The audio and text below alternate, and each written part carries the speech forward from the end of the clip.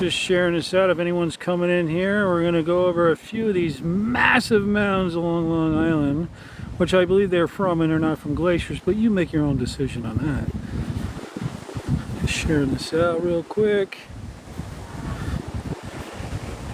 If anyone's coming in, I'm in Long Island today, back in Long Island exploring, and I'm going to show you guys some amazing things here up along the Long Island coastline, where there's amazing boulders, and we're going to do about a 15-minute live, so if anyone coming in, and I can't see my screen because the sun is so bright, so it's just going to be a show and tell, right? I'm going to show you what's here, tell you what I believe is here, and then the live is going to end probably in about 20 minutes. So, and like I said, it's really hard for me to see the screen right now because this beach, the sun is bright. So where I am is in Long Island, and I believe these to be massive mound complexes. And then there's these markers to see the screen right now because this beach, the sun is bright. So where I am is in Long Island, and I believe these to be massive mound complexes. And then there's these marker boulders. Not only is there marker boulders along the coastline, but also in the water. There's a bunch of marker boulders that go all the way down, okay? And then there's no other marker boulders down the coast. So along this coastline is where they place these amazing boulders. This is amazing crystal boulder. It's like a pink granite with all this amazing crystal, right? And it's an effigy that was placed here, you know, for on the side of this massive mound complex. And what we're going to do is we're going to walk up over here. I want to show you. There's more marker boulders down there, and then there's this whole hillside is just all falling apart. But what I have discovered over here is this whole entire beach line is all ash. I mean down deep, like really deep. You can come over here on the side of the hillside anywhere. And I haven't found this in any other place in Long Island where there's ash piles that are so thick along the coast, and it's all ash. It's all ash, right? Yeah, there's a couple burnt logs here because people, you know, they also put a fire here too.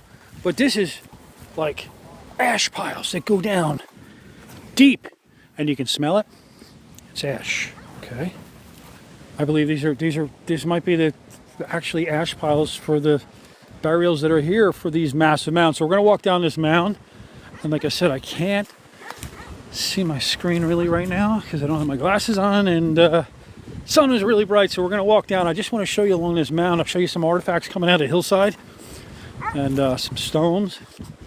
And I believe these mounds, based on the artifacts and the size of the marker boulders, that these date back hundreds of thousands of years. So we're going to keep walking. There's still ash along the coastline, all over here. Tons of ash. You can come up here, anywhere along the whole side of the hillside. It's all ash. It's not sand.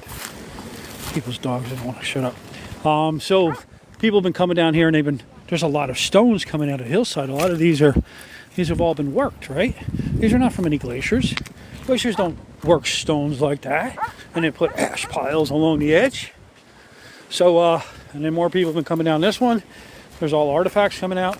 There's all different cut stones, crystals, serpentine. There's all kinds of artifacts across Long Island. I'm going to keep walking down here and show you another one of these marker boulders. Somebody put their name on it. You know, it's like going to someone's head. It's like going to a cemetery and you spray paint someone's headstone. Why would you do that? Don't go around and spray paint rocks, please, because these rocks were placed by our ancient giant ancestors to mark their burial mounds, I believe. Pretty amazing, right?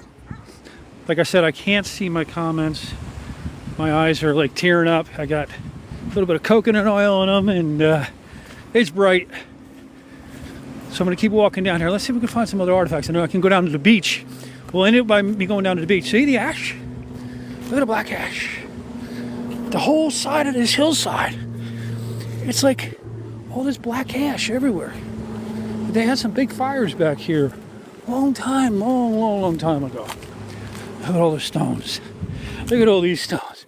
These aren't from glaciers. Glaciers aren't going to mark or be cutting stones like this out of crystal and serpentine. I mean, there's a lot of artifacts. A lot of artifacts. And these mounds are really big. They really are. And when you're on the back side, you go through the woods, there's some trails going over the mounds, and it's pretty wild. Like, you can go, when you go up the mound, you can see all the artifacts and then the marker stones over the mounds.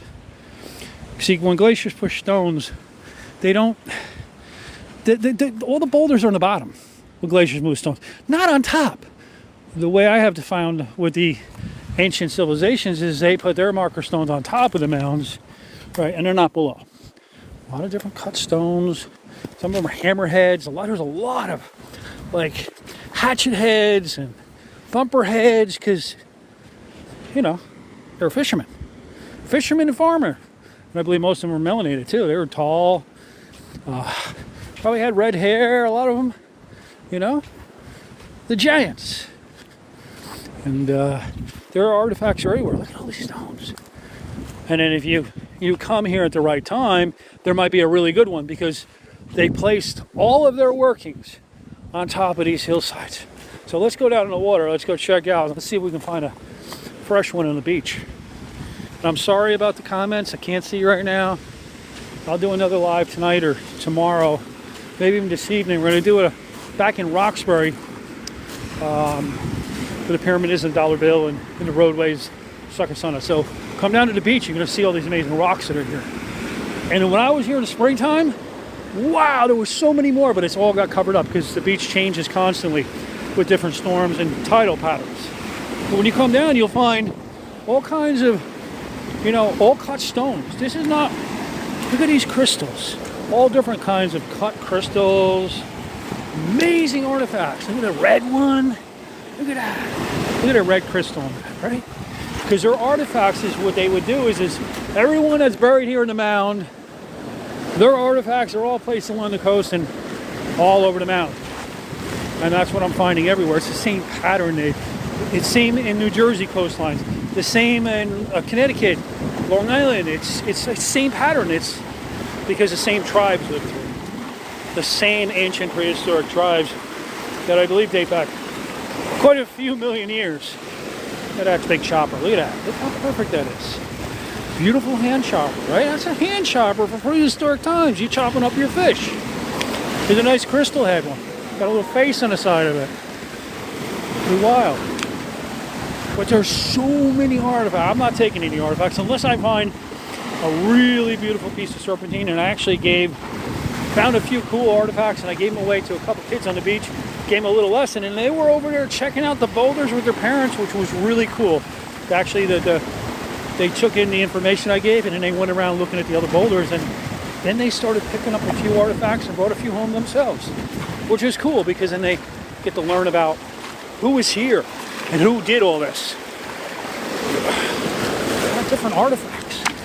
And these were not put here by any modern day settlers. Look at this one. Look at that orange one. Beautiful.